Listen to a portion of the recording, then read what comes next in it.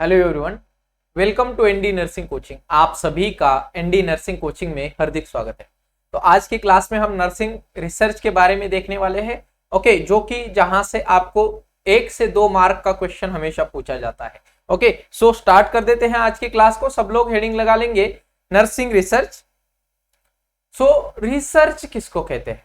Okay, जैसे यहाँ पे इस इमेज में देखा है हमने कि एक एस्ट्रोनॉट जो है वो रिसर्च करने गया है चांद के ऊपर।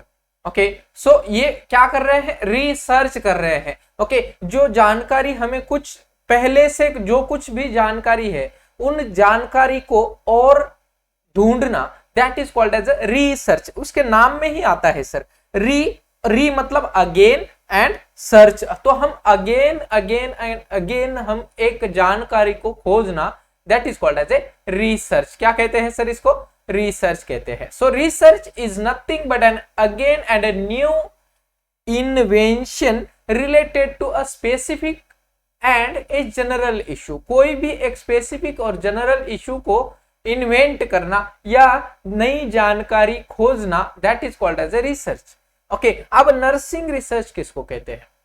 So the nursing research is nothing but a systematic gain the new knowledge, a new knowledge, नया knowledge खोजना about the issues in the nursing. Okay, अब ऐसा नहीं है कि हर कोई टॉपिक पर हम रिसर्च कर सकते हैं। ओके, एक वर्ड आता है, एक टर्मिनोलॉजी आती है, फिजिबिलिटी ऑफ ए रिसर्च। मतलब कि रिसर्च करना चाहिए या नहीं करना चाहिए। ओके, अब जैसे कि एक कोई ऐसा टॉपिक है जो ऑलरेडी प्रूवन है bye the researcher and by the theory.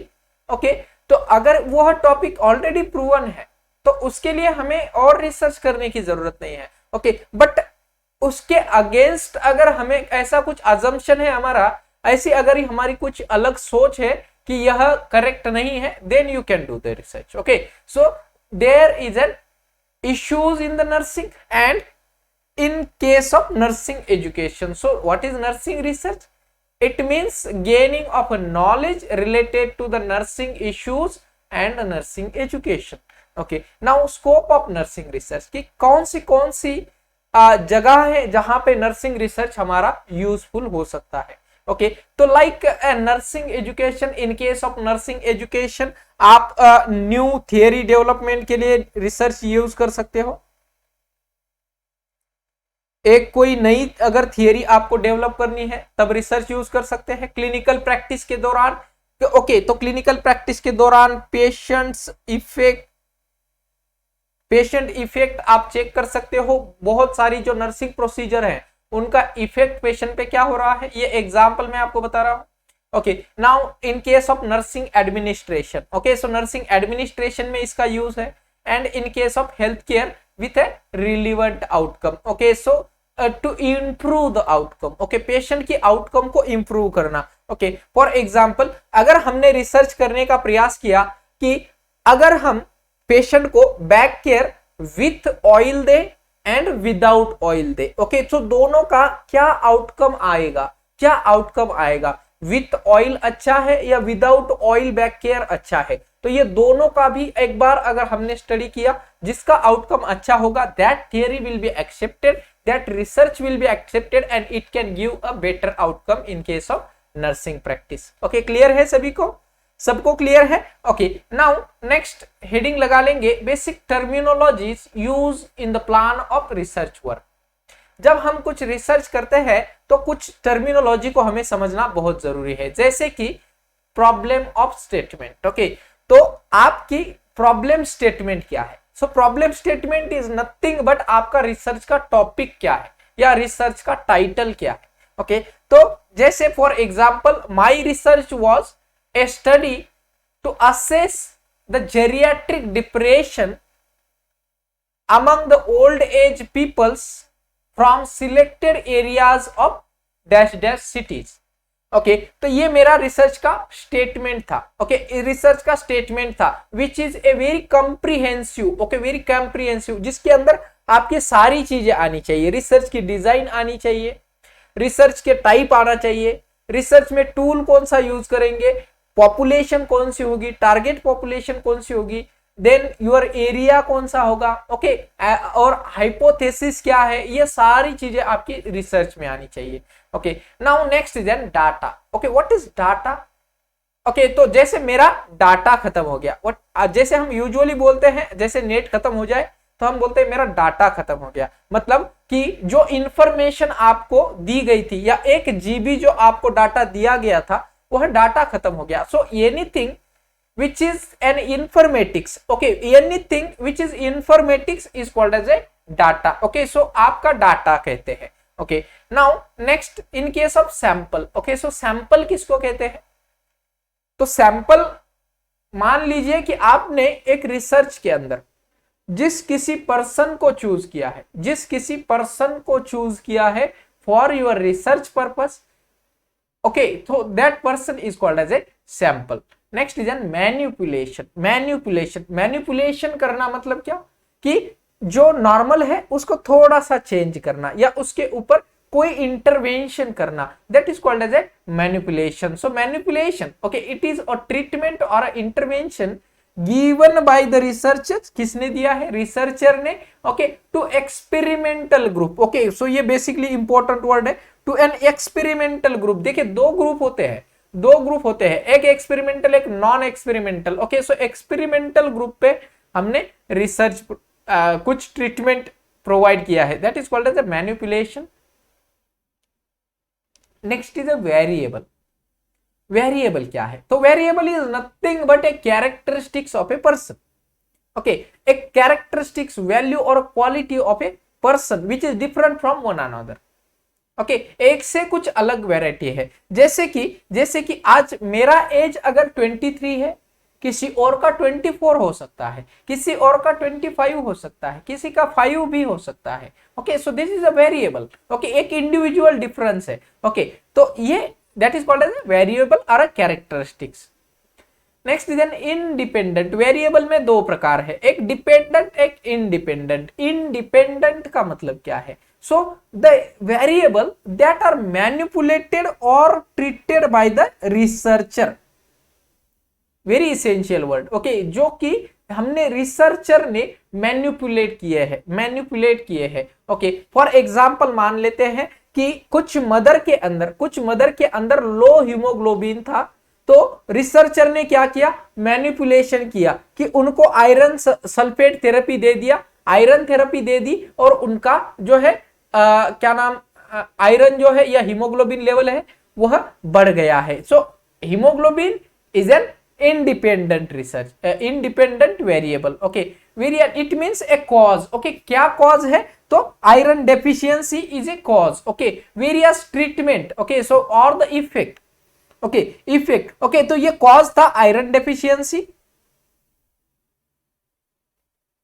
Iron deficiency मतलब आयरन की कमी है, तो iron is a cause for the deficient haemoglobin. Okay, so effect क्या हो रहा है इससे? इस इफेक्ट क्या हो रहा है? एनीमिया हो रहा है सर। इफेक्ट क्या हो रहा है? Anaemia. So anaemia is a dependent variable on iron content. Okay, तो आपकी बॉडी में अगर आयरन कंटेंट कम है तो ये एनीमिया किसके ऊपर डिपेंड है? आयरन के ऊपर। एनीमिया आयरन के ऊपर डिपेंड है। तो इंडिपेंडेंट और डिपेंड में कॉज और इफेक्ट का difference है only। okay, so dependent variable is nothing but a variable that can change due to manipulation in the independent variable। okay, तो जैसे हमने क्या देखा था कि पेशेंट में लो हीमोग्लोबिन लेवल है, तो हमने क्या किया? आयरन थेरेपी पेशेंट को दिया, तो क्या हुआ? हमने मैनिपुलेशन किया ताकि इसका इफेक्ट आया, चेंज हुआ। क्या चेंज हुआ? कि पेशेंट का हीमोग्लोबिन बढ़ गया, तो that is A effect. Okay, so that is A effect.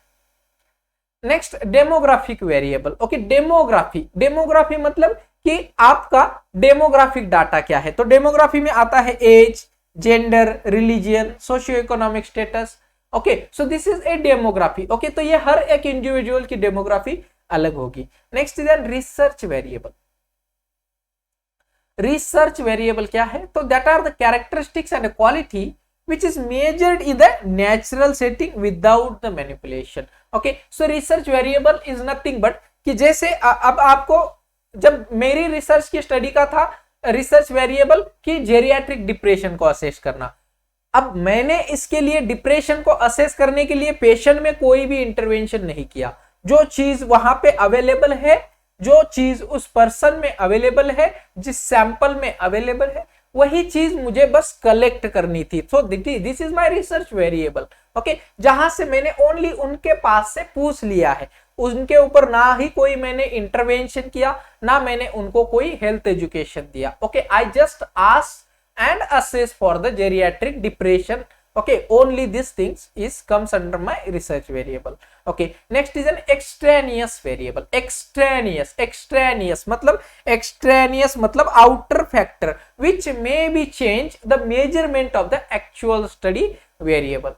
Okay, कि जैसे अगर मैंने उन पेशेंट को अगर हेल्थ एजुकेशन दे देता, पहले हेल्थ एजुकेशन दे देता एंड देन अगर मैं असेस करता उनकी depression scale, then it may be lower, so I may get the false positive result मुझे मिल जाते हैं। तो मैंने क्या किया, पहले उनसे डिप्रेशन का लेवल असेस कर लिया। ओके, पहले डिप्रेशन का लेवल असेस कर लिया था। ओके, नेक्स्ट एजम्पशन कि एज्यूम कर लो। ओके, जो मैथ में बहुत ज्यादा करना पड़ता है, एज्यूम कर लो, मान लो। ओके, मानना। ओके, सो मानना is nothing but your basic logic. Okay, आपकी सोच या आपका बिलीफ जो है that is called as an assumption. Okay, तो अजम्पशन कुछ भी हो सकता है। आप मान सकते हो कि मुझे लगता है कि जो पोस्ट ट्रॉमेटिक या फिर पोस्ट एक्सीडेंटल पेशेंट जो है उनके अंदर डिप्रेशन की जो रिस्क है वो बहुत ज्यादा होती है। ओके, या पोस्ट हम कह सकते हैं पोस्ट ग्रीफ जो है पेशेंट में डिप्रेशन होने के चांसेस ज्यादा है। मतलब अगर किसी का लव्ड वन डेथ हो गया तो उनके अंदर डिप्रेशन के चांसेस ज्यादा है। This is your only belief which is not proven, अभी तक प्रूव आपने नहीं किया है। Okay, this is your only assumption, your beliefs. Okay, अब आपको क्या करना है, इस बिलीफ को सच साबित करना है। तो अब आप क्या करोगे, इसका स्टेटमेंट बनाओगे, रिसर्च का टूल बनाएंगे और आप क्या करोगे, ऐसी कुछ पर्सन को ढूंढोगे जिनके अभी रिसेंटली जो है लव्ड वन की डेथ हुई है, उनको जाके आप एक टूल दोगे। उस टूल के द्वारा आप असेस करोगे कि उनके अंदर सच में डिप्रेशन हुआ है या नहीं हुआ है। Okay, so this is called as an your assumption to be proved. Okay, to be proved. Next is an hypothesis that is a predicted relationship between two or more variable. Okay, तो जो आपने सोचा है, जैसे आपका assumption क्या था, assumption क्या था कि जिनके अंदर ग्रीफ की प्रोसेस हुई है उनके अंदर डिप्रेशन की रिस्क जो है वो बहुत ज्यादा है। तो आपका assumption था कि डिप्रेशन ज्यादा है किसमें, ग्रीफ वाले पेशेंट में। ओके, तो आपका हाइपोथेसिस क्या है कि ये जो डिप्रेशन और ग्रीफ जो है उनका कोई रिलेशन होगा, that is called as a hypothesis. मतलब दो वेरिएबल, आपका डिप्रेशन एक वेरिएबल था and your next one variable was the grief process. So इन दोनों का क्या रिलेशन है, that is called as hypothesis. Okay, next is an population, जैसे भारत की पॉपुलेशन। ओके, ऐसे ही हमारी रिसर्च की भी पॉपुलेशन होती है।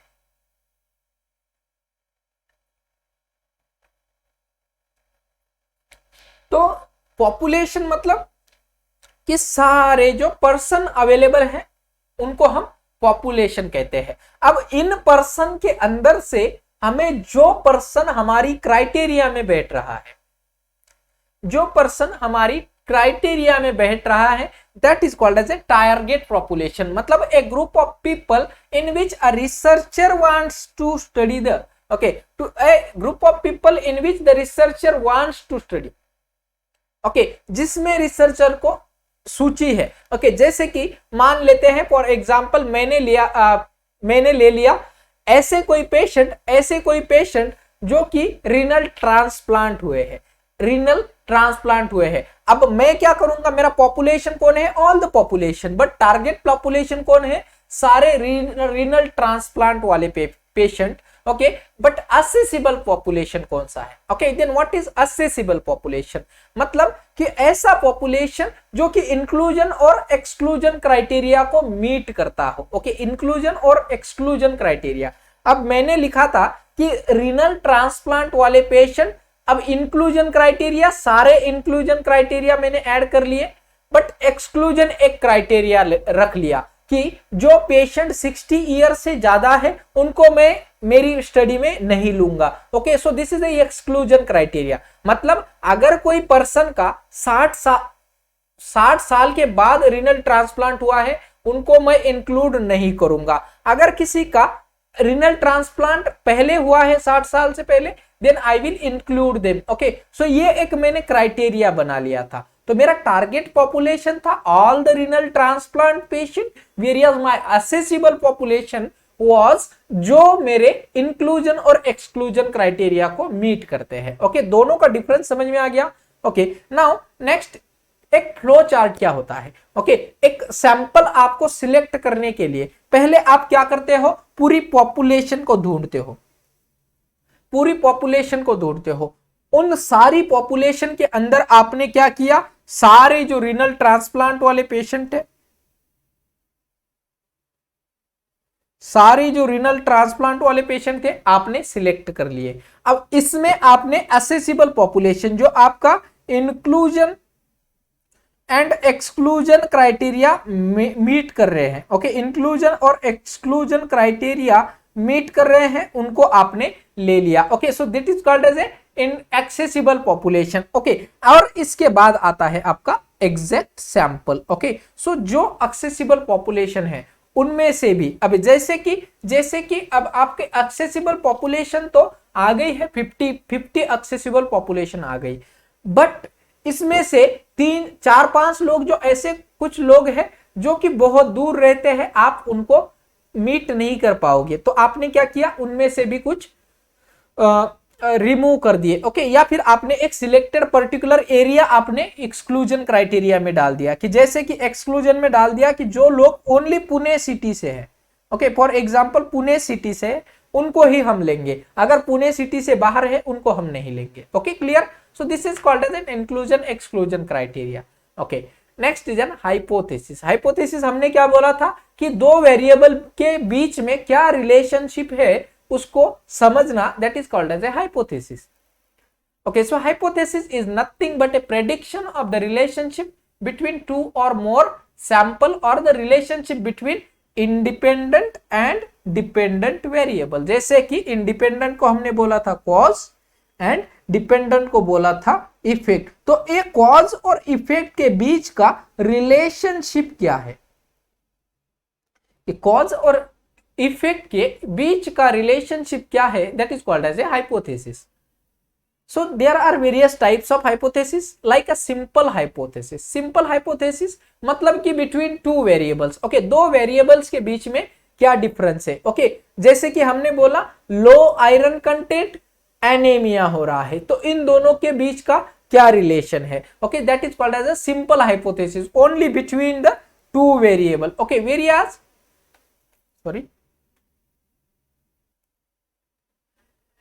Okay, so HB is a cause or independent variable, whereas the higher risk of infection is a effect. Okay, so it is an effect. Okay,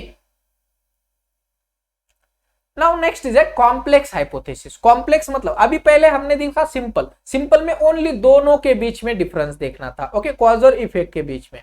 अब कभी कभी क्या होता है कि दो से ज्यादा कॉजेस है, दो से ज्यादा इफेक्ट है। ओके, या फिर एक कॉज को 2-3 इफेक्ट है, या फिर 2-3 इफेक्ट को एक ही कॉज है। ओके, जैसे कि फीवर, देन योर न्यूट्रोफिल्स का काउंट इंक्रीज होना, योर ESR काउंट इंक्रीज होना, इन तीनों इफेक्ट के लिए एक ही कॉज हो सकता है इन्फेक्शन। ओके, तो ये 3 कॉज है, एक इफेक्ट है। Okay, so that is called as a complex relationship. Okay, complex relationship or a complex hypothesis. Okay, so there can be more than 2 variables के बीच में का relation predict करना। Okay, that is called as a complex hypothesis. ये एक example दिया था आपको। Next is a associative hypothesis. Associative, कुछ association है। Okay, so it is a predict relationship between variable that exist in a natural setting, Here the predict relationship may be positive और negative. Okay, it में B positive और negative. जैसे कि मान लेते हैं कि जहां पे कम खर्चा लगता है वहां पे पेशेंट सेटिस्फिकेशन ज्यादा है, so it can B, it is a negative relationship. Okay, कि आप कम खर्चे में अच्छी केयर प्रोवाइड नहीं कर सकते। Okay, so it's a negative relationship. Versus positive मतलब high cost high satisfaction, high cost high satisfaction, that is a positive relationship. Okay, so that is called as an associative hypothesis. Next is causal hypothesis. Causal hypothesis क्या है? So it predict the cause and effect between two or more variable, but here the independent variable is manipulated by the researcher. Okay, इसमें क्या किया है कि researcher ने independent variable को manipulate किया है।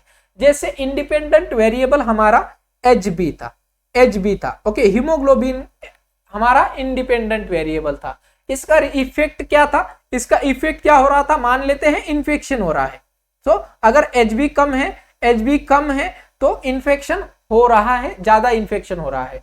तो अब हमने क्या किया कि इस HB को ट्रीटमेंट प्रोवाइड किया। ओके, HB को ट्रीट कर दिया हमने और इफेक्ट को देख लिया।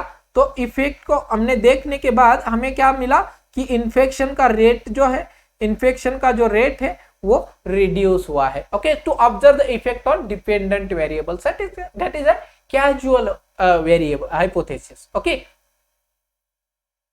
नाउ इसका एक और एग्जांपल है, जैसे कि a pin site care with hydrogen peroxide or a pin side care with pioodine iodine, both the chemicals is used as an alternative to observe the effect on a pin side care. कि जब हम pin site care, what is pin side? जो हमने external fixator लगाते हैं orthopaedic के अंदर। Okay, सो उस ऑर्थोपेडिक जो फिक्सेटर लगा होता है जहां पे पिन लगी है, उस पिन के साइड में हम बिटाडिन गॉज यूजुअली प्रोवाइड करते हैं। अगर बिटाडिन नहीं है तो हाइड्रोजन पेरोक्साइड यूज कर रहे हैं। ओके, अब इसके दोनों के अंदर इफेक्ट किसका अच्छा है? हाइड्रोजन पेरोक्साइड का है या बिटाडिन का है? अब ये दोनों को असेस करना है, हमें इनका रिलेशन असेस करना है। Next is a directional hypothesis. Okay, so there is an expected direction और ऑफ रिलेशनशिप। ओके, जैसे कि मान लेते हैं कि पॉजिटिव डायरेक्शन, जैसे अगर आपको एज ए नर्स ज्यादा साल का एक्सपीरियंस होता है तो आपका जो जॉब सेटिस्फेक्शन है ज्यादा होगा। सो ये आपको डायरेक्शन देता है कि पॉजिटिव डायरेक्शन में जा रहा है। ओके, अब कभी कभी क्या हो सकता है कि जितने साल आपने ज्यादा नर्सिंग की सर्विस प्रोवाइड की है उससे उतना ज्यादा आपको नेगेटिव इंप्रेशन या नेगेटिव जॉब सेटिस्फेक्शन आपको मिल रहा है। So which is a negative relationship, कि आपका इफेक्ट तो आपने जॉब नर्सिंग सर्विस तो बहुत ज्यादा दे दी, लेकिन आपका इफेक्ट क्या है? आपका जॉब सेटिस्फेक्शन क्या है? कम हो रहा है। Okay, so that is a negative relationship. So this is called as a directional hypothesis. एक डायरेक्शन में जाना चाहिए।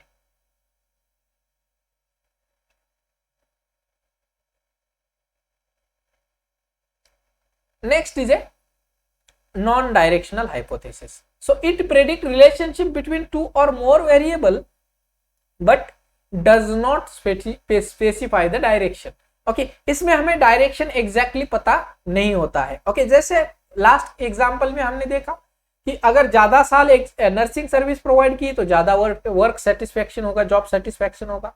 ओके, तो ऐसे इसमें कोई और रिसर्च है, जैसे कि there is a relationship between year of nursing services and job satisfaction among the nurses. Okay, अब इसमें एग्जैक्ट क्या रिलेशनशिप है कि अच्छा होगा नहीं होगा ये हमें पता नहीं है। That is called as a non directional hypothesis. Okay, next is a null hypothesis. Null hypothesis मतलब there is no relationship between the cause and effect. जैसे कि मान लेते हैं कि HB का कम होना और इन्फेक्शन होना मान लेते हैं। Okay, we are just getting example कि मान लेते हैं कि HB कम होना और इन्फेक्शन होना इसका कोई भी रिलेशन नहीं है, तो इसको डिनोट कैसे करेंगे हम? It is called as a null hypothesis. So there is no relationship between cause and effect. So For example, two random sample of a group of male and another group of female, and a mean value of both sample is H0. Okay, H0. Okay, this is called as a null hypothesis. Okay, which is denoted by H0. Okay, H0. Okay, ये important question exam में पूछा जाएगा. Null hypothesis is denoted by, so it is denoted by H0.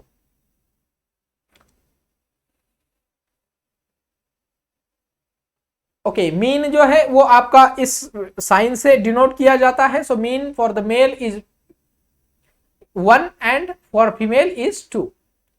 Next is research hypothesis. Research hypothesis मतलब it is known as an alternative hypothesis. It states the relationship between two and more variable. Okay, ये complete आपको clear ये दे देंगे, आपको direction दे देंगे कि यही relationship है कि लो एचबी होना और इन्फेक्शन होने में यह कॉज है या ये रिलेशनशिप अवेलेबल है, which is given by the through the research study. Okay, so that is called as a research hypothesis, जो कि ऑलरेडी प्रूवन है. Okay, so there is a relationship between smoking and incidence of a lung cancer. Okay, that is called as research hypothesis which is denoted by H. Okay, now one key point is null hypothesis is denoted by denoted by H0, while the research hypothesis is denoted by H1, 2, 3, 4, 5. Okay, now what is assumption? assumption हमने बोला था कि आप assume कर रहे हो, आप believe कर रहे हो. So it is nothing but a real expectation or the belief of from any phenomena or the thing that is considered as a true without the scientific proof. It is called as an assumption. ये बहुत important question, कई बार repeated है. Okay, कि without proof जो आप believe करते हो, that is called as a assumption. Okay, whereas research hypothesis is a proof statement. Okay, ये एक proof statement है. Now types of assumption. So assumption can be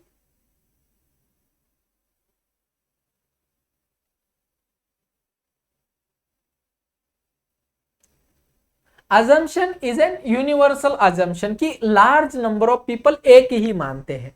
जैसे कि for example God is a supreme power with which governs us. Okay, कि भगवान एक बहुत बड़ी शक्ति है जो हमें चलाती है. ओके, ये ना कि ओनली मेरा मानना है. Okay, it is a large population मानती है कि ये सही बात है. ओके, बट वारंट अजम्पशन क्या है? Okay, it is an justification with a supportive evidence, कि आपने उसके लिए कुछ एविडेंस. देखिए, जैसे यूनिवर्सल अजम्पशन में कोई भी एविडेंस नहीं है कि आपने गॉड को अभी तक नहीं देखा है, but it is there, it is a supreme power. Okay, but warrant assumption में क्या है कि एक सपोर्टिव एविडेंस भी आपके सामने होता है. जैसे regular praying to the god brings the success in your life. Okay, अब इसके अंदर आपको सपोर्टिव एविडेंस कैसे मिलेगा? जब आप रेगुलर प्रेइंग करते हो तो आपके अंदर की जो नेगेटिव एनर्जी है वो रिलीज हो जाती है, रिमूव की जाती है. Then you can get a more success in your life. Okay, so you can get more success. Okay, so this is a supportive evidence. Okay, now next is an unwarranted assumption. It means these are the states justification without any supportive evidence, कि इसके लिए कोई भी evidence available नहीं है. That is, God exists everywhere in the universe. Okay, कि भगवान सारी जगह पर है, but evidence अभी available नहीं है. Okay, so that is called as an assumption. Okay, so assumption के 3 प्रकार हमने देख लिए. यूनिवर्सल assumption जो कि बहुत ज्यादा लोग समझते हैं बट प्रूफ नहीं है. Okay, next is unwarranted assumption जिसमें आपका सपोर्टिव एविडेंस है, और अनवारंटेड जिसमें आप कुछ लोग समझते हैं कि वो सही हो सकता है. Okay, but there is no evidence.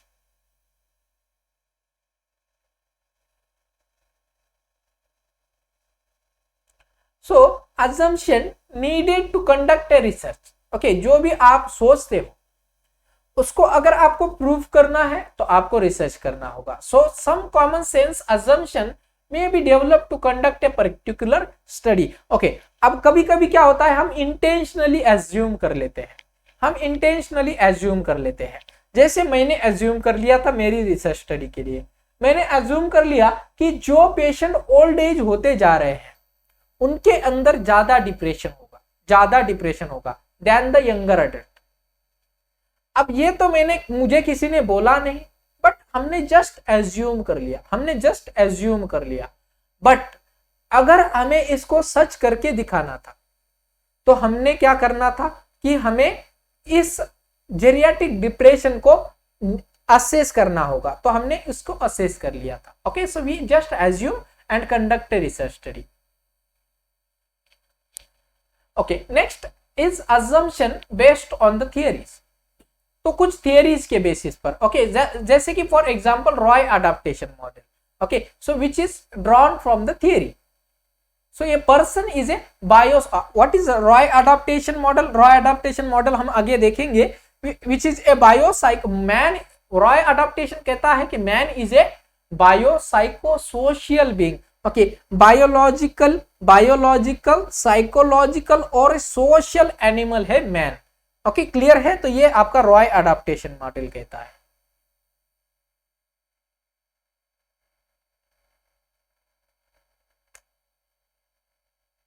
Next, person must adapt the environmental changes. This is a Roy adaptation model. Okay, so this is a Callista Roy, which is given a Roy adaptation model. Okay, Callista Roy.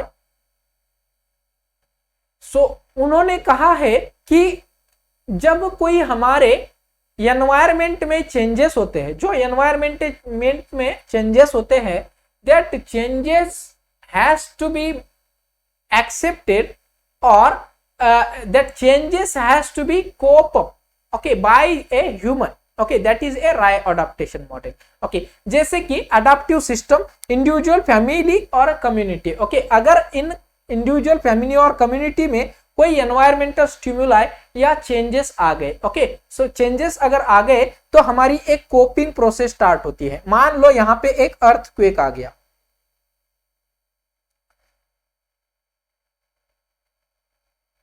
यहाँ पे एक earthquake आया था. Okay, which is an environmental change. Okay, अब इस earthquake से कई सारी घर बर्बाद हो गए, कुछ बहुत सारी जानें चली गई. So with that yeah, man has to be adapt this environment also. Okay, that is only a Roy adaptation model. Okay, in this, during that process there can be a psychological or a physiological changes in the man's behavior. Okay, man's behavior, there can be changes in the role function. Okay, interdependence, मतलब एक आदमी दूसरे आदमी पर निर्भर होना start कर देगा. Okay, this is adaptation. Okay, ये अडाप्टेशन है. जैसे अगर अलग रह रहे थे लेकिन उनका घर बर्बाद होने की वजह से वो किसी और पे ऊपर डिपेंड हो गए. ओके, क्लियर है सभी को? Okay, now next, research approach and design. ये अप्रोच मतलब क्या कि आप किस तरह से रिसर्च करने वाले हो. आपकी डिजाइन क्या है? Design is nothing but A blueprint. Okay, A blueprint of your research. Okay, design is nothing but A blueprint of your research, कि आप कैसे, किस तरह से आप रिसर्च करना चाहते हो. Okay, so research design is nothing but a broader plan or to conduct a study. आप कैसे, किस प्रकार से स्टडी करना चाहते हो. Okay, various research approach, it's an element of an research design. Okay, ये एक approach is a element, मतलब एक part of research design है. Now next heading लगा लेंगे research design.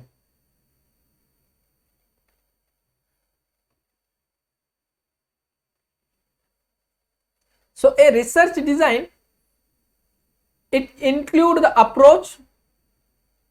So approach can be a quantitative, qualitative or both quantitative and qualitative. Okay, मतलब कि quantity important है आपके लिए. ओके, कि नंबर ऑफ सैंपल ज्यादा होने चाहिए. क्वालिटेटिव में नंबर ऑफ सैंपल कम होते हैं बट डिस्क्रिप्टिव डाटा बहुत ज्यादा होता है. And it can be A mix type of research approach. research approach helps to decide about the presence or absence as well as manipulation and control over the variable. Okay, that is a research approach. Next, types of research design. So research design can be basically classified into the two types. Okay, that is a descriptive, one is a qualitative, one is a quantitative. So first one is a quantitative research design. So quantitative is divided again into the two broad categories, that is an experimental research design and a non experimental मतलब कि हम कुछ experiment करने वाले हैं.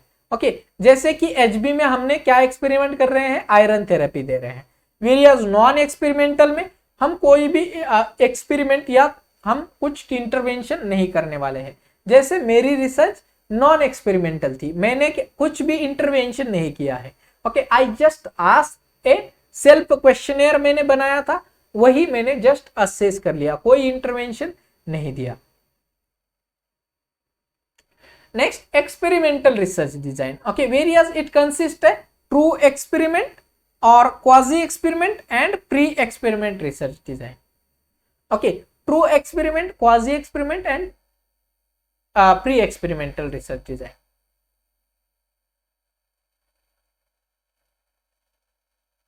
अब true क्या होता है, क्वाजी क्या होता है और एक्सपेरिमेंटल, प्री एक्सपेरिमेंटल क्या होता है. सो ट्रू एक्सपेरिमेंटल मतलब a manipulation of independent variable in presence और of the control group and randomization. Okay, अब ये कंट्रोल ग्रुप क्या होता है, रैंडमाइजेशन क्या होता है, ये मैं बता देता हूं. ओके, कंट्रोल ग्रुप मतलब ऐसा कोई ग्रुप जिसमें आपने कोई भी इंटरवेंशन नहीं किया है, और रैंडमाइजेशन का मतलब होता है कि आप फ्लिप कॉइन मान लो. ओके, इसका एक बेस्ट एग्जांपल है फ्लिप कॉइन. मान लो आपके पास 50 पर्सन है या 50 सैंपल आपके पास है. ओके, टोटल पर्सन आपके पास 50 है. आपने क्या किया, एक एक्सपेरिमेंट प्रोवाइड करने के लिए, ओके, एक 50 में से 25 लोगों को आपको एक्सपेरिमेंट देना है. बट कभी कभी होता है कि हम हमारी चाहत से पेशेंट को सिलेक्ट करें, कभी कभी होता है कि हम रैंडमली सिलेक्ट करें. तो हम क्या करते हैं, फ्लिप कॉइन करते हैं. ओके, छापा काटा करते हैं.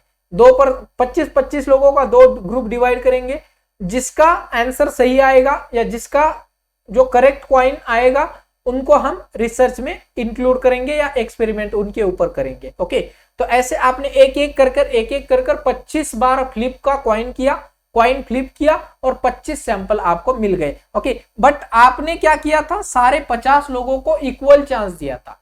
रैंडमाइजेशन में इक्वल चांस मिलता है. ओके, आपने इक्वल चांस दिया था, 50 में से कोई भी 25 ही आने थे, बट आपने सबको चांस दिया था. Okay, that is a randomization. Whereas quasi experimental research design. So quasi experiment manipulation of independent variable, that is HB को हमने manipulate किया. Okay, but the absence of either randomization or a control group, दोनों में से एक absence होगा. जैसे randomization absent होगा. Okay, तो आपने क्या किया, जो लोग आपको बहुत इजीली हाँ करने के लिए तैयार हो गए, उनको आपने पर्पसफुली असेस कर लिया. Okay, that is a quasi experimental research design. Okay, क्योंकि रिसर्च में कभी कभी होता है कि पर्सन रेडी नहीं होता है. ओके, तो आपने आपकी मन से जो रेडी है उनको ले लिया. Next is pre experimental. Okay, where the manipulation of independent variable but there is no randomization and no control the group. Okay, no control group. Okay, तो दोनों भी नहीं है. ओके, ना रैंडमाइजेशन किया ना कंट्रोल ग्रुप था. Okay, so that is a pre experimental group research design. Next is meaning of 3 major component in experimental design. तो कौन सा बताया था मैंने, मैनिपुलेशन मतलब इंटरवेंशन, कंट्रोल मतलब एक control the effects of a extraneous variable or on dependent variable. okay, तो आप कंट्रोल कर रहे हैं. okay, use of control group to control the effect of extraneous variable. okay, so for example experimental group receives intervention, control group does not receive any intervention. okay, only they have clear control and a positive control group receives the intervention. Okay, randomization क्या था कि every subject get an equal chance to select. Okay, next some common method of randomization कि आप कैसे randomization करोगे.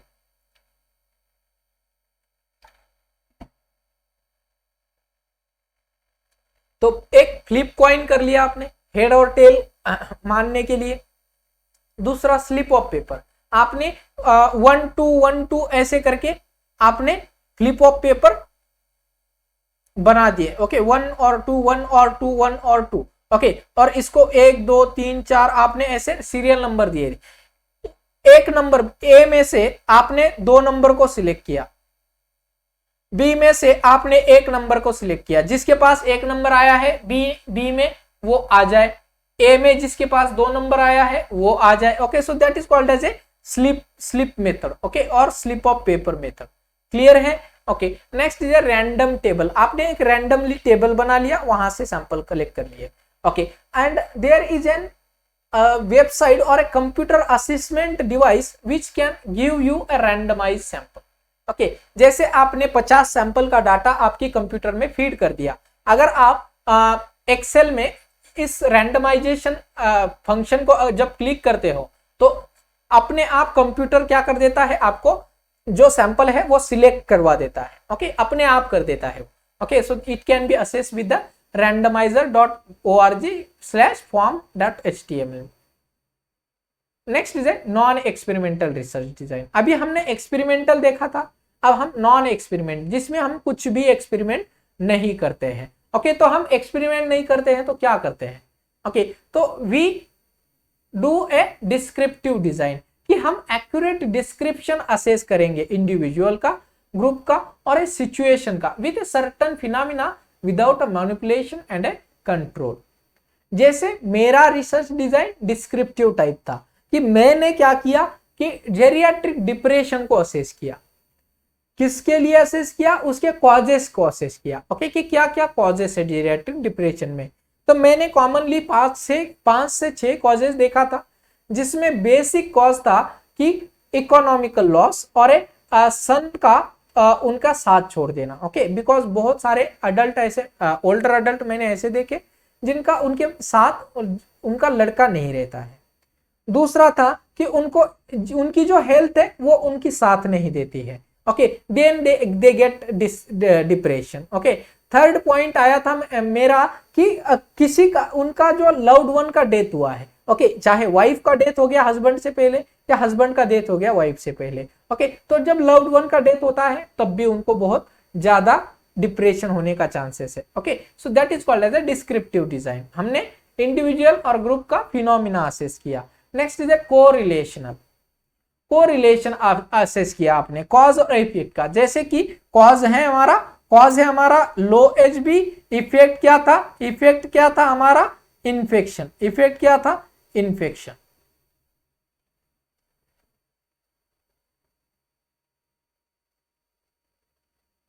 Okay, next is developmental. Development. Okay, development मतलब आपकी development या ग्रोथ कैसे हो रही है. So it is a examination of the phenomena with respect to time. For example मान लेते हैं आपने एक पीडियाट्रिक में रिसर्च कर रहे हो कि जो मोरो रिफ्लेक्स है वो कब डिसअपियर होता है. तो आपने क्या किया, आप एक एक करके सैंपल की डेवलपमेंटल स्टेज को असेस कर रहे हो. ओके, डेवलपमेंटल स्टेज को आप असेस कर रहे हो. नेक्स्ट इज एन एपिडेमियोलॉजिकल, जो कि अभी कोविड में बहुत ज्यादा एपिडेमियोलॉजिकल रिसर्च किए गए हैं.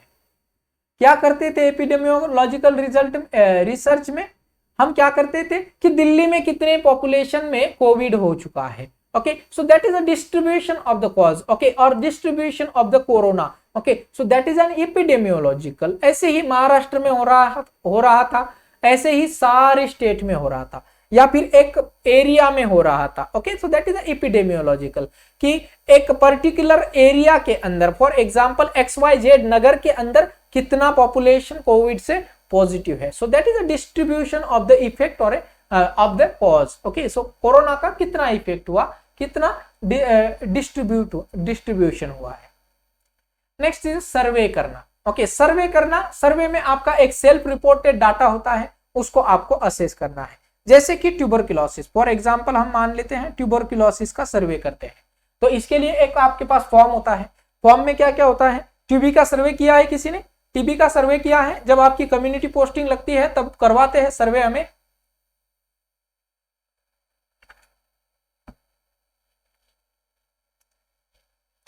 तो इस सर्वे में हमने क्या किया था, टीबी की पोस्टिंग में कुछ एक फॉर्म दिया था हमें। उस फॉर्म में 4-5 पॉइंट थे ट्यूबरकुलोसिस को असेस करने के लिए। तो जैसे कि आपको पिछले 2 हफ्ते से खांसी आ रही है, फीवर आ रहा है, नाइट फीवर आ रहा है, स्वेटिंग हो रही है ज्यादा से ज्यादा, वेट लॉस हुआ है, ओके, जो है आपका एपेटाइट रिड्यूस हुआ है। Okay, so this are various questions put into the tuberculosis assessment form. Okay, और ये ही हम घर घर जाके ऐसे पूछते थे। ओके, ये हमारी कम्युनिटी पोस्टिंग में असाइनमेंट थी। Okay, so this is a survey, this is nothing but a survey, but it is also a type of research। आप क्या कर रहे हो, सर्च कर रहे हो, किसको सर्च कर रहे हो, ट्यूबरकुलोसिस के पेशेंट को। ओके,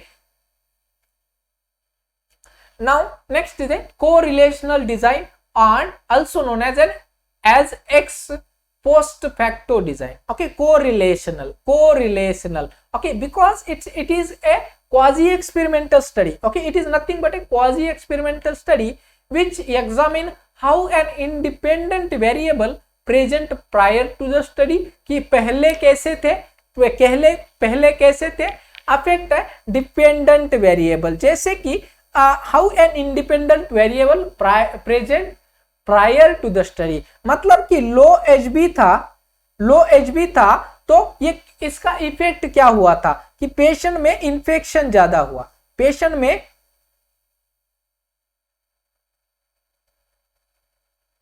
इंफेक्शन ज्यादा हो रहे थे। Okay, so this is a cause and effect.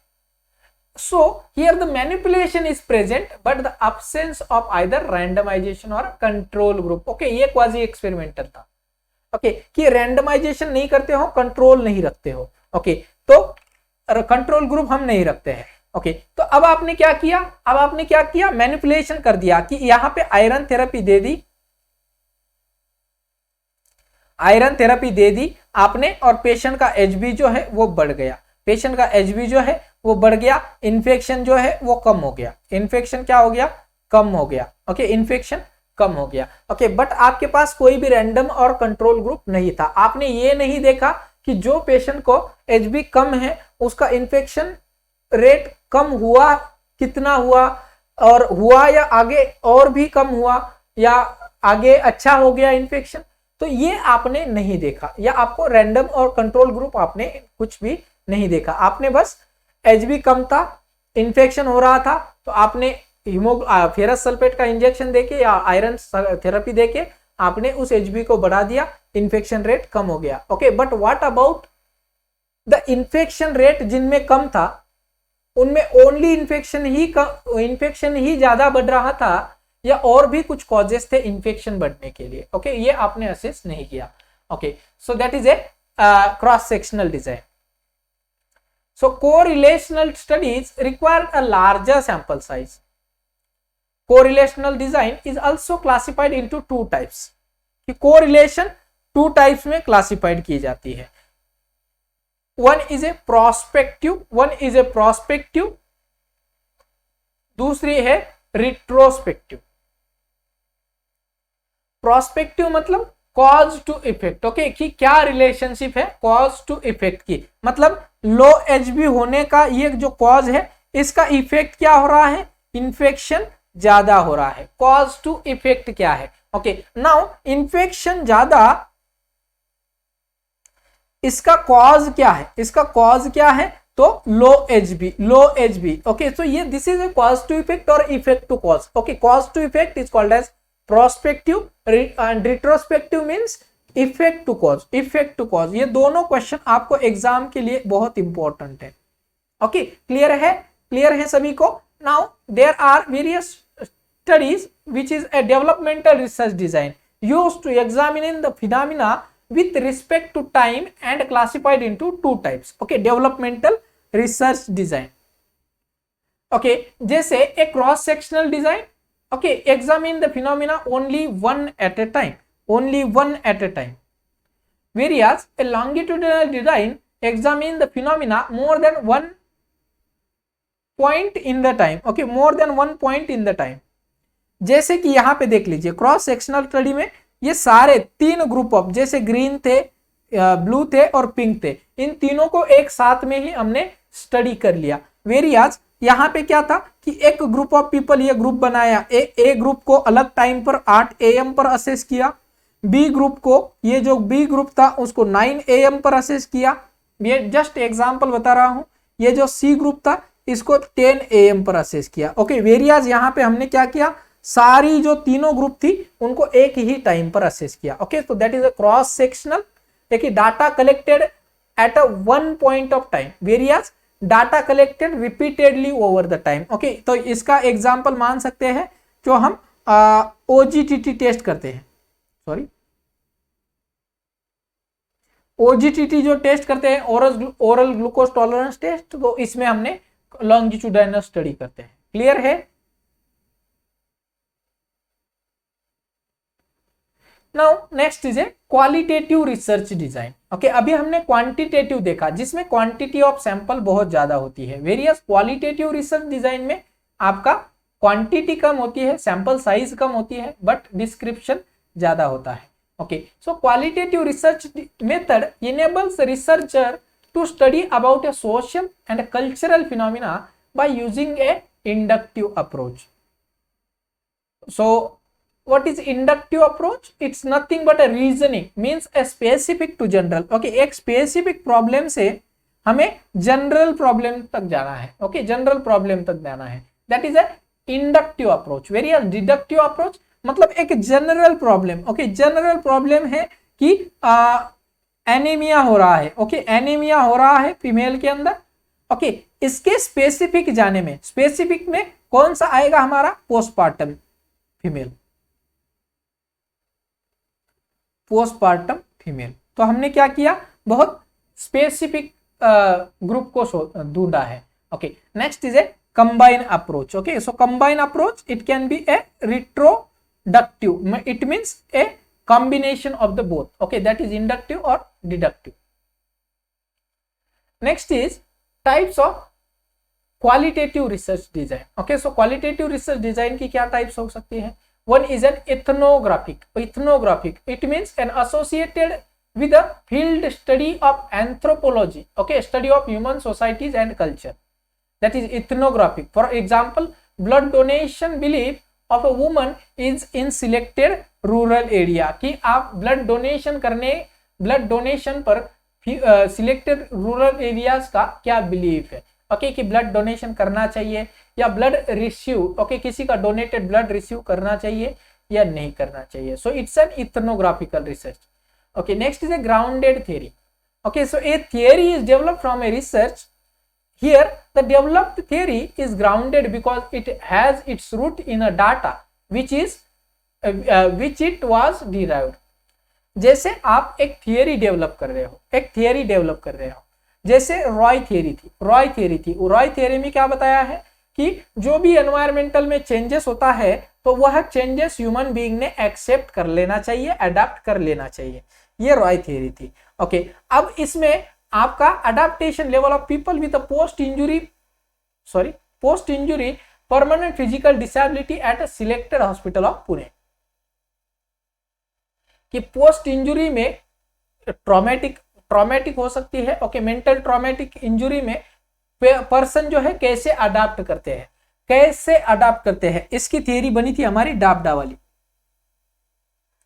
Okay, डाबडा theory, ये इसने क्या असेस किया कि जिस पेशेंट का कोई लव्ड वन का डेथ हो गया या ग्रीफ प्रोसेस आ गई तो उसमें कौन सी स्टेजेस आती है, तो ये आपका ग्राउंडेड थियरी। ओके, इन्होंने क्या किया, फिर डाटा को कलेक्ट किया, पर्सन के साइन एंड सिम्टम्स असेस किए और एक थियरी बनाई, that is a grounded theory. Overview and phases of A grounded theory development, कि ग्राउंडेड थियरी कैसे डेवलप की जाती है।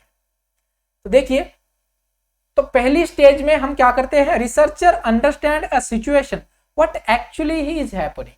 ओके, तो क्या करते हैं, पहले हमने क्या देखा, फॉर एग्जांपल मान लेते हैं हम ग्रीप प्रोसेस का। ओके, तो इसमें रिसर्चर ने मान लिया कि जो भी किसी का लव्ड वन का डेथ होता है तो इनके अंदर कुछ सीरियल ऑफ चेंजेस आते हैं, तो वो हमें एक्चुअली व्हाट इज हैपनिंग वो हम चेक करते हैं। Next, after continuation of data collection हमने क्या किया, फिर एक टूल को असेस किया, टूल बनाया। Okay, and we started a data collection. Okay, तो अब हमने एक ample amount of data collect कर लिया। Okay, and from the data a researcher takes the notes down. Okay, की इशू को उन्होंने सिलेक्ट कर लिया। ओके, जैसे कि डाबडा को सिलेक्ट कर लिया, डाबडा को उन्होंने सिलेक्ट कर लिया। Okay, so this is called as a note taking. Okay, next, the researcher compare one data to another data, from this comparison a theory is emerges. Okay, अब ये क्या करते हैं, अगर कोई ऑलरेडी थियरी प्रेजेंट है, अगर कोई ऑलरेडी थियरी प्रेजेंट है तो उस थियरी के डाटा से हमारा रिसर्च डाटा कंपेयर करते हैं। ओके, अगर यहां पे कोई कंपैरिजन में हम बोल सकते हैं डेविएशन आता है, देन ये researcher writes this comparison in note taking code. Okay, ये क्या करते हैं, अपने कोड लिख लेते हैं। Then the researcher further writes the notes about new emerges, कि जो चेंजेस दिख रहे हैं, that new emerges theory which is called as a memoing. Okay, memoing. Okay, या हम इसको कह सकते हैं re theory. Okay, so a permanent physical changes. Okay, if the process saturated, now the time for sorting. अगर आपको ये जो प्रोसेस थी ये कंप्लीट या क्लियर हो गई कि ये ही चेंजेस हो रहे थे, okay, then you can publish this theory. Clear है सभी को? Next is a historical approach. Heading लगा लेना, historical approach.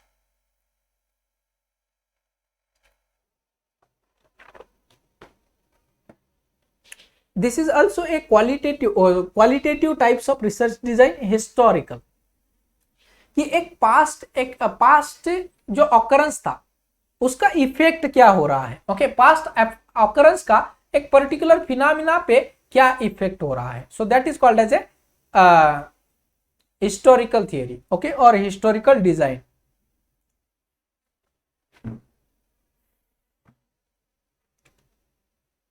For example, a historical research on a development of a nursing study in the India. Next is a phenomenological. Okay, so a systemic collection of a data related to a particular phenomena in the social world. Okay, जैसे कि for example, live experience of the victim of IOC fire in the Sitapura Jaipur. Okay, जो जयपुर में एक बहुत बड़ी fire हुई थी, तो उनके उस फायर के बाद लोगों का क्या एक्सपीरियंस था। ओके, उसको असेस करना, तो उस ये फिनोमिना को असेस करना, that is phenomenological. Next is an action research. Action research is nothing but a practical solution of a problem. Okay, जैसे कि मान लेते हैं कि जो हम लार्ज बोर निडल यूज करते हैं इंजेक्शन डाइल्यूशन के लिए। सो ये लार्ज बोर निडल से क्या होता है कि जो छोटे छोटे रबर के पार्टिकल्स है वो इंजेक्शन में जा रहे हैं। Okay, this is A exact reason. Okay, this is a practical reason. Okay, so we are now taking an action to solve this problem. क्या कर रहे हैं हम, छोटी बोर की निडल लेंगे। ओके, छोटी बोर की निडल लेंगे, वो निडल ब्लॉक हो सकती है बट हम प्रिवेंट कर रहे हैं कि ये वेन में ना चला जाए रबर। ओके, ये रबर वेन में ना चला जाए, इसको प्रिवेंट करने के लिए हम छोटी बोर की निडल यूज कर रहे हैं। तो this is nothing but a simple research. आपने रिसर्च किया, एक प्रॉब्लम को आइडेंटिफाई किया कि large bore of needle use कर रहे हैं तो रबर अंदर जा रहा है पेशेंट की बॉडी में, तो हमने छोटी बोर का नीडल यूज कर लिया, हमारा प्रॉब्लम सॉल्व हो गया। सो it is research is nothing but a problem solving method, A scientific method of a problem solving.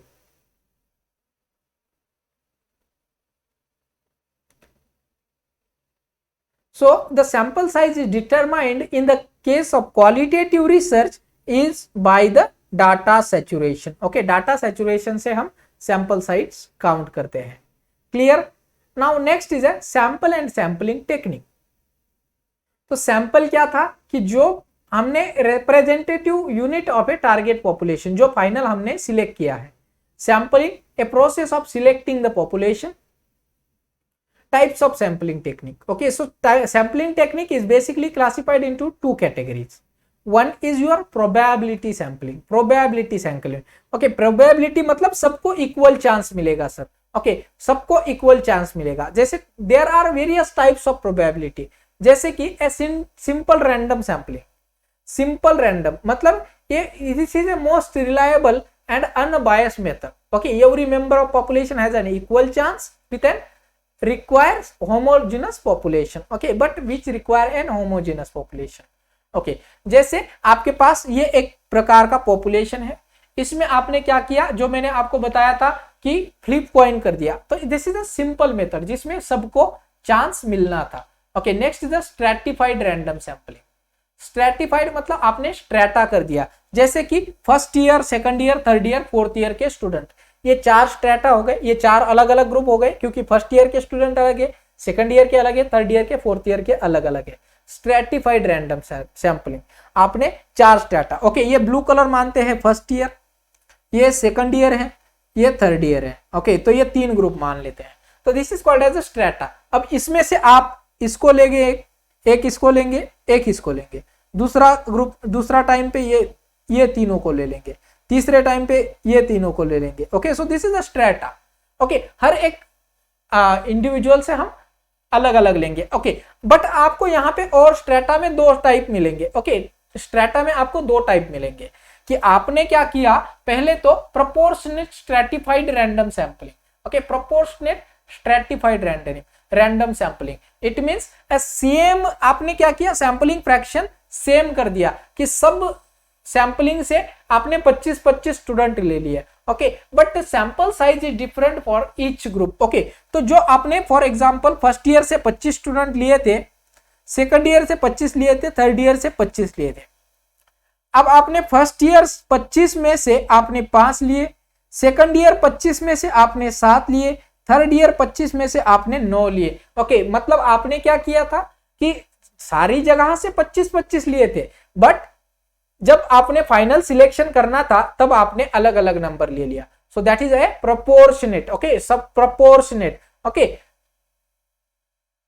Sorry, यहां पे स्ट्रैटा, ये प्रोपोर्शनेट मतलब same sample size. Okay,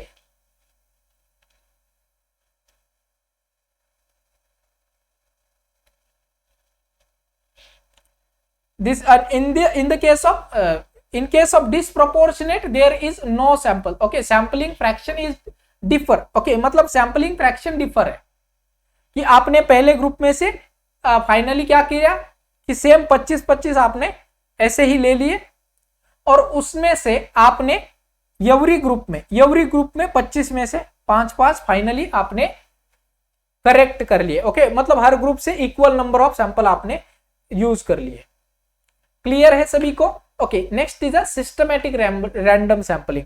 it is nothing but आपने every 10th number of sample आपने use कर लिया. Okay, that is a systematic sample. Next is cluster sampling. Cluster मतलब जैसे कि आपके पास ये इतना ग्रुप ऑफ पीपल है, इन ग्रुप ऑफ पीपल में से एक पर्टिकुलर पर्सन को चूज करना. Okay, based on your accessibility. Okay, based on your accessibility or the interest. Okay, so that is a cluster sampling.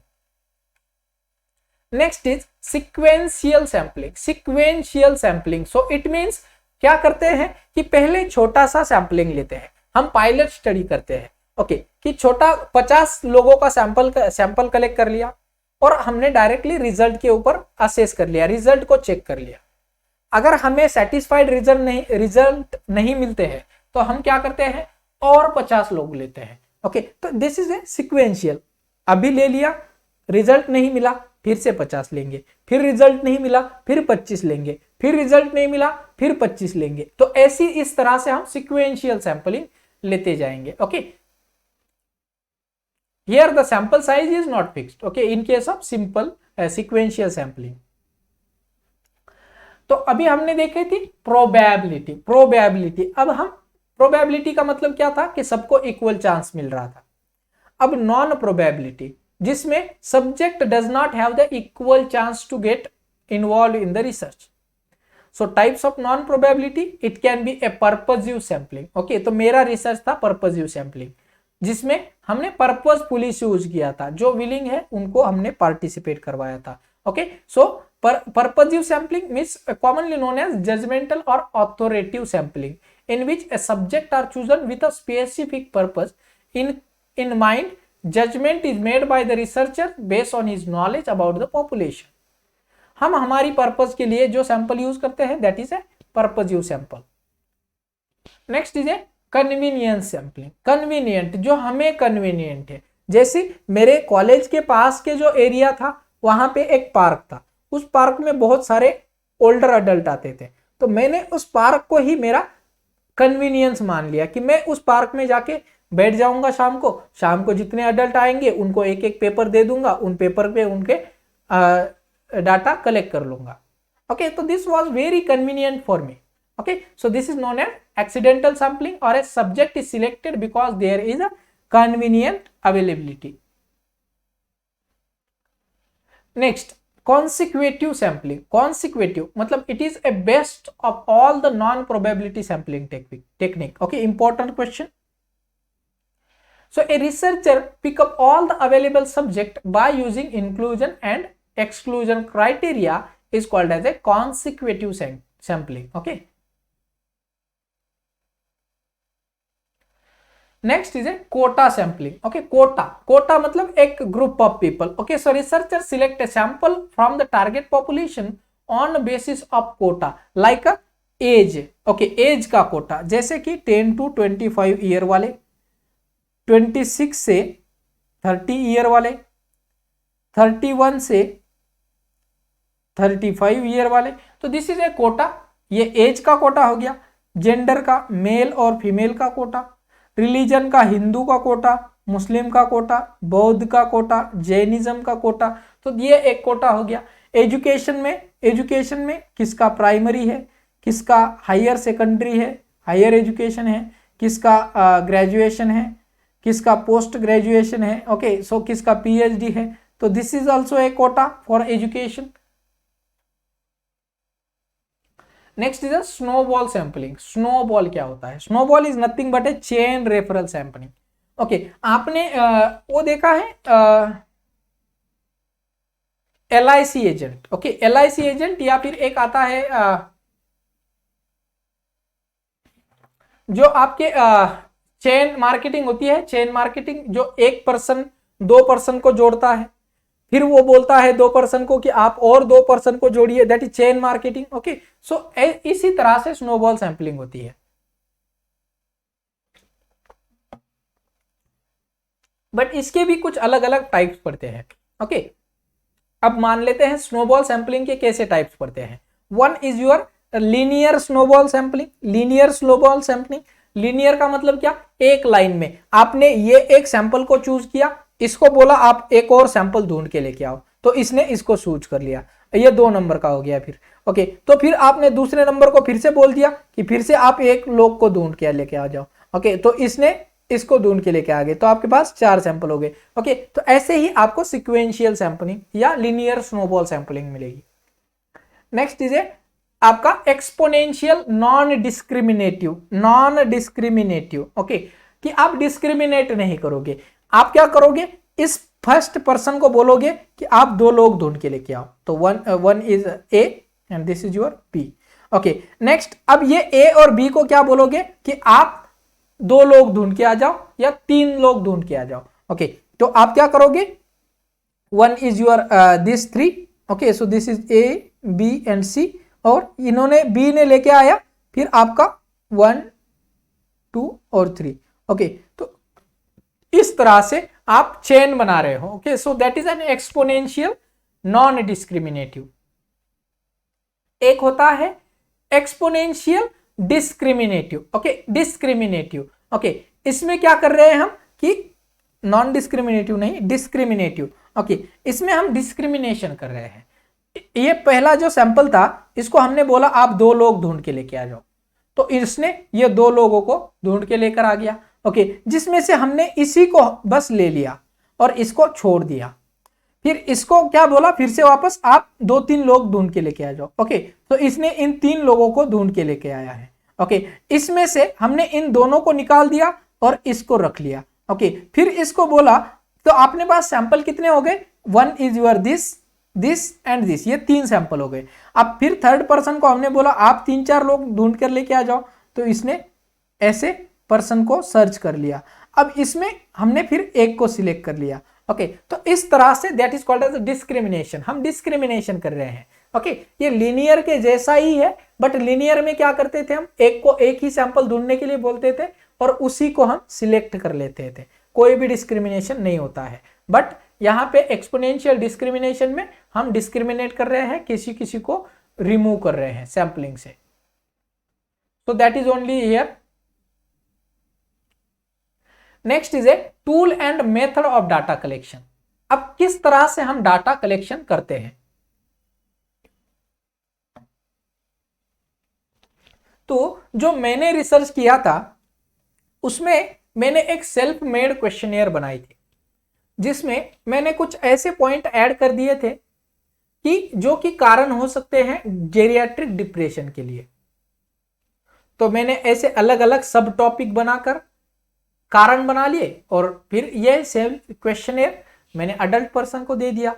Okay, जिनको नहीं पढ़ना आता था, लिखना नहीं आता था, तो मैंने क्वेश्चन बताए, उन्होंने आंसर दे दिया, वही आंसर मैंने टिक कर लिया। Okay, so this was my tool. Okay, ये मेरा एक टूल था for the data collection. Okay, ऐसे वेरियस प्रकार के टूल है, जैसे कि tools for data collection, an instrument by which the researcher is collected the data. Next is the technique क्या है, so a use of specific tool in the data collection, that is called as technique of data collection. So there are various methods of data collection. One is your questionnaire or a self report method, कि आप एक questionnaire बनाओगे और उस questionnaire को sample को देते हुए सैंपल को बोलोगे इस क्वेश्चनियर को सॉल्व कर दो, सैंपल सॉल्व कर देगा, हो गया आपका data collection. Next is A questionnaire, अलग अलग प्रकार की हो सकती है। Okay, questionnaire can be your open ended format, open ended की जो सैंपल है उसको अपने मन की जो सारी चीजें लिखने का अनुमति होगा। Okay, next close format question, कि अप्रोप्रिएट आंसर चाहिए हमें, चाहे यहां पे यस होगा और नो, यस नो होगा, या फिर 3 पॉइंट होगा, 3 पॉइंट होगा, या 5 पॉइंट वाली क्वेश्चनियर होगी। ओके, तो बट हमें अप्रोप्रिएट आंसर चाहिए था। Okay, next is a type of close format question. So types of close format question, that is a डाइकोमोटस। डाइकोमोटस मतलब डाई मतलब 2। ओके, तो 2 कोमोटस मतलब यस और नो वाला जो जैसा क्वेश्चन आता है, दैट इज डाइकोमोटस। Okay, so have you ever been admitted in the ICU? क्या कभी आप इसके पहले आईसीयू में एडमिट हुए थे? इसका 2 ही आंसर हो सकता है, हुए थे हाँ, नहीं हुए थे नहीं। ओके, इसके बाद उसका तीसरा ऑप्शन नहीं हो सकता। ओके, दैट इज अ डाइकोमोटस। Next is a multiple choice. Okay, choice can be 3 point, 5 point, 7 point, anything, multiple choice. Okay, so like for example which of the following disease is sexually transmitted, तो इसके 4 option हो सकते हैं, 5 हो सकते हैं, 7 हो सकते हैं, 10 हो सकते हैं। Okay, so you can use multiple choice. Next is a cafeteria types of question. अब इसका मतलब क्या होता है कि most likely their views क्या है। Okay, जैसे for example, what do you think about hormone replacement therapy? अब इसका correct answer हो सकता है क्या? नहीं, but उसके जो appropriate या most likely views है वो हम discriminate करेंगे। Okay, जैसे कि it is dangerous, should be avoided. दूसरा, should be cautious while using the hormonal replacement therapy. Yes, I am uncertain of this. Okay, मुझे इसके बारे में कुछ पता नहीं है। Okay, D is it is beneficial and should be promoted. Okay, so ये 4 ऑप्शन हो सकते हैं। Okay, और अगर आपको लगता है और कोई ऑप्शन होना चाहिए इसमें तो और ऐड कर सकते हैं। Okay, क्लियर है? So that is called as cafeteria sampling. Next is rank order questions. Rank wise करवाना है आपको। Okay, so which thing is most important in your life, अब क्वेश्चन को रैंक लगानी है। जैसे मेरी लाइफ में आप आपकी इस क्वेश्चन को आप भी सॉल्व कर सकते हो। ओके, तो मेरी लाइफ में मुझे सबसे इंपॉर्टेंट है मेरी खुद की health and then second important है मेरी फैमिली की हेल्थ, थर्ड इंपॉर्टेंट है for me the money, and the last important is for me is the third important है एजुकेशन, फोर्थ इंपॉर्टेंट है मेरा मनी। ओके, सो ये चीजें इस तरह से मैं रैंक ऑर्डर करूंगा। ओके, तो आप भी आपके रैंक ऑर्डर कर सकते हैं। Next is rating scale. तो जैसे अगर आप कोई भी ऑनलाइन प्रोडक्ट को परचेस करते हो तो एक फीडबैक आता है या रेटिंग करने के लिए बोलते हो। ओके, तो रेट कैसे करते हो आप, किस बेसिस पर करते हो? 5 स्टार मतलब बहुत अच्छा है, 1 स्टार मतलब बहुत बुरा है। ओके, बट 1 स्टार से 0 स्टार कभी नहीं होता है। Okay, so how you rank the educational quality in your college. आप कैसे रैंक करोगे? तो आप इसको 1 to 5 स्केल देंगे, 1 to 1 2 3 4 5 देंगे। ओके, 5 मतलब मतलब बहुत अच्छा है, 1 इज वेरी पुअर है। ओके, गुड नहीं बोल सकते हैं, बेस्ट या वेरी गुड। ओके, तो इस तरह से आप स्केल बना के आपके कॉलेज की पढ़ाई का रैंक वाइज रैंक कर सकते हो। Next is contingency question. Contingency, okay, so a question is asked to respondent if he is और she respond the same as previous response. Okay, जैसे कि आर यू एंशियस, तो अगर उसने ना बोला तो कोई ऑप्शन कोई कुछ नहीं आएगा अंदर। अगर यस बोला तो tell me the reason. Okay, so this is called as a contingency question. Contingency question. Next is attitude scale or a composite scale. So attitude scale. So this scale are socio-psychological rating scale or a feeling of self-concept or for measurement in nursing care, such as Likert scale and a semantic differential scale comes under the attitude scale or a composite scale. तो Likert scale क्या है? तो Likert scale is developed by Rensis Likert in the 1932. This scale was developed to measure a 5-point scale. Okay, 5 point कौन से? 1 is strongly agree, दूसरा agree, तीसरा uncertain, 4th is disagree and 5th one is strongly disagree. ये scale I think आपने बहुत जगह पे देखी होगी। ओके, मोस्ट कॉमनली यूज की जाती है। ओके, तो ये कई सारी जगह पर इसका एप्लीकेशन हो सकता है, जैसे आपकी कॉलेज की पढ़ाई का, किसी दुकान का फीडबैक हो सकता है, ऐसा किसी मॉल का फीडबैक हो सकता है, किसी कैफेटेरिया का फीडबैक हो सकता है। ओके, तो ये कहीं पे भी हम अप्लाई कर सकते हैं लाइकर्ट स्केल को। So in case of Likert scale 5 is your strongly agree, 1 is your strongly agree, 5 is your strongly disagree. Okay, तो जैसे भी आप इसको उल्टा भी कर सकते हो। Okay, next is semantic differential scale. अब इसमें क्या डिफरेंट है? तो एक साइड में, एक पोल पर इसकी बैड पॉइंट है, दूसरी पोल पर गुड पॉइंट है। तो मेरा पहला क्वेश्चन है कि आपको हमारा ऑर्गेनाइजेशन कैसा लगा। ओके, तो आप बैड और गुड के अंदर डिफरेंस करोगे कि कौन सी पॉइंट पर हमारा ऑर्गेनाइजेशन आता है। तो आपने गुड पर बहुत अच्छा कर दिया।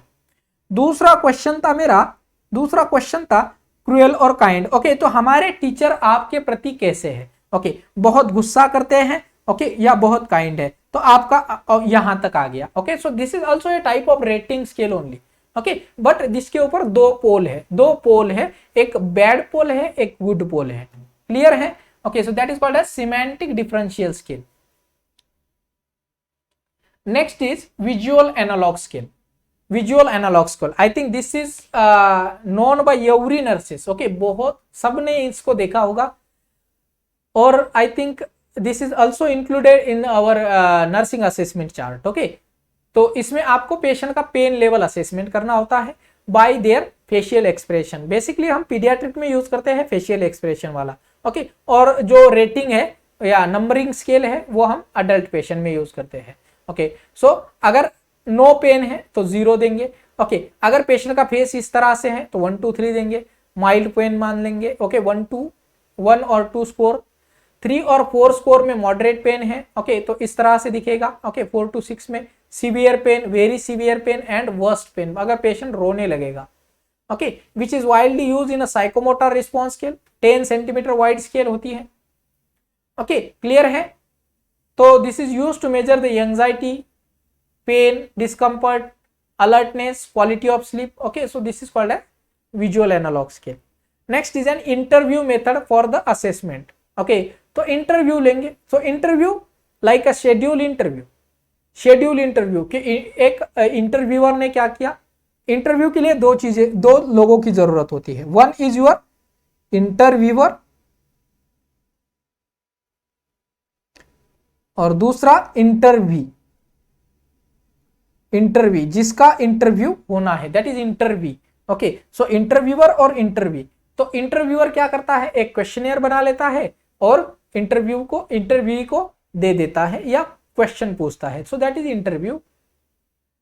So the types of interview, that is a structured interview. तो स्ट्रक्चर्ड इंटरव्यू में क्या होगा कि आपके पास एक प्रॉपर स्ट्रक्चर्ड क्वेश्चनियर होगी, वही क्वेश्चन आप पूछोगे, उसमें कोई भी आप एक्स्ट्रा भी नहीं पूछोगे, कम भी नहीं पूछोगे। Okay, so that is a structured interview.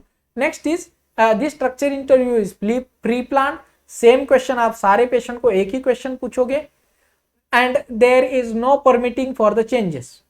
Next unstructured interview, unstructured में क्या होगा कि चाहे आप इसमें क्वेश्चन बढ़ा भी सकते हो।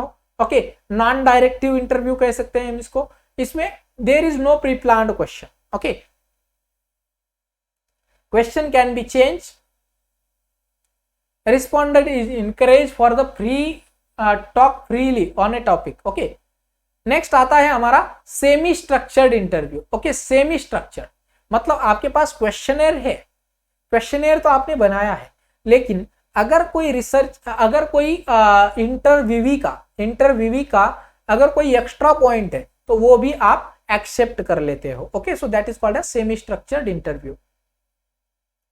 Next is in depth interview. Okay, in depth interview, the aim of this study is to respondent opinion and emotional deeply. Okay, so emotions हमें डीपली असेस करने हैं, सो इन डेप्थ है।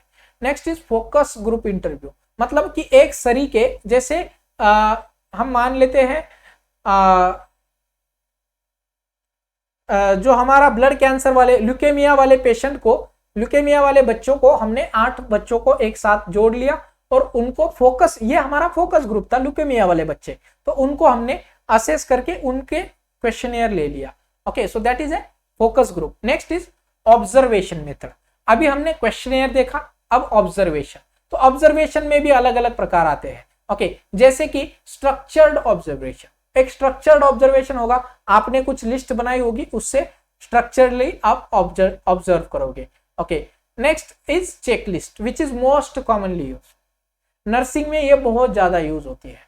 ओके, जैसे a type of auditing is also a types of small research. Okay, auditing is also a type of small research जिसमें हम checklist को use करते हैं।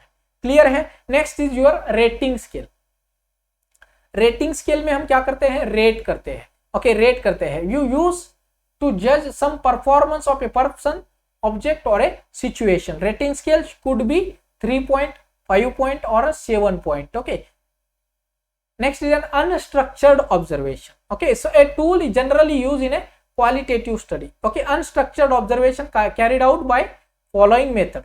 Okay, one is your field note and field diaries. Next is video recording, anecdotal record, मतलब जो पहले कुछ incident हुआ है उसका रिकॉर्ड हमने देखना है। Okay, next is a participant observation. Participant, it is mostly used in a historical and a ethnographical research. जैसे कि पार्टिसिपेंट ऑब्जर्वेशन में मान लेते हैं कोई किले की आप हिस्ट्री ले रहे हो। ओके, तो इसमें आप क्या करोगे, बहुत जो बुजुर्ग लोग हैं उनको पूछोगे, उनको पार्टिसिपेट कराओगे, जो अभी के लेटेस्ट इतिहासकार है उनको भी पार्टिसिपेट कराओगे, फॉरेनर को पार्टिसिपेट कराओगे। ओके, इतिहास के टीचर को पार्टिसिपेट कराओगे। ओके, वहां के पर्टिकुलर एरिया के लोगों को पार्टिसिपेट कराओगे, तो this is called as a participative observation.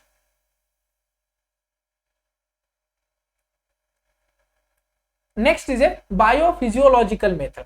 Okay, biophysiological जिसमें हम क्या करते हैं, we use to assess a physiological status of person, जैसे बीपी असेस करना है, ओके, या टेम्परेचर असेस करना. So this is a biophysiological method. It required a specialized technique और apparatus for the quantitative measurement.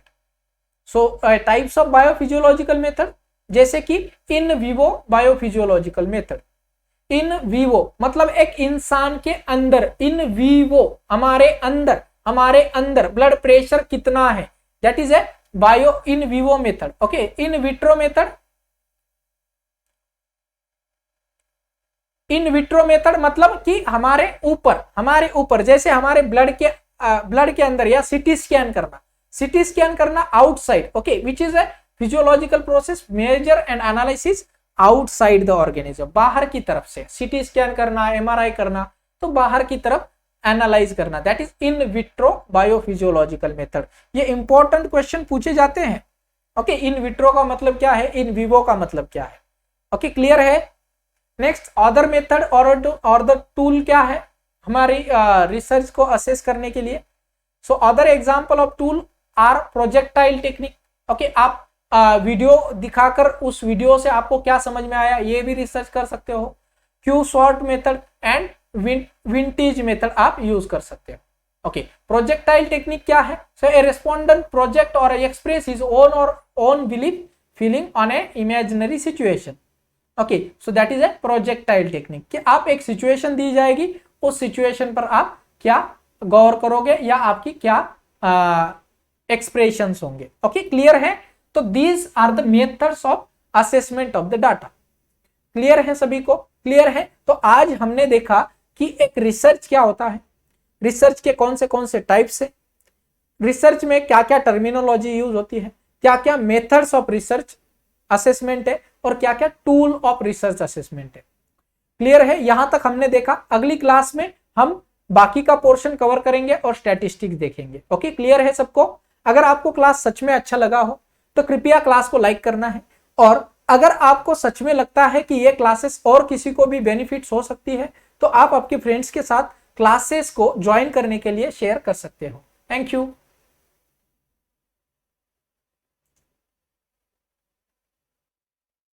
Thanks for watching. Don't forget to subscribe ND Nursing Coaching.